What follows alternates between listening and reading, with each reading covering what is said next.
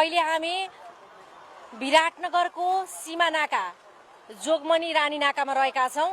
भन्सार नाकामा कडाई गरिए तापनि घरायसी प्रयोजनका सामग्री ल्याउनेहरूलाई चाहिँ आवत जावतमा त्यति कडाई नगरिएको सर्वसाधारणले बताएका छन्। विराटनगरबाट आएको हामी यदा कदा कहिले कहिले आउने मान्छे हामीले यसो घरायसी कामको लागि घरायसी उसको लागि सामान ल्याएको थियो।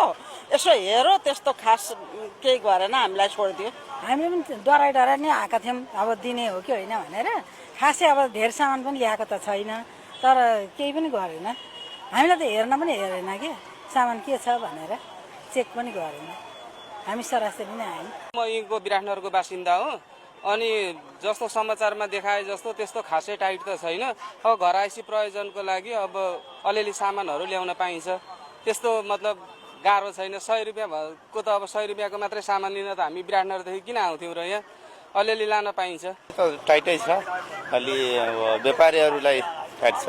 अब घरायसी कहिले काहीँ आउने मान्छेलाई त्यति खासै गाह्रो छैन।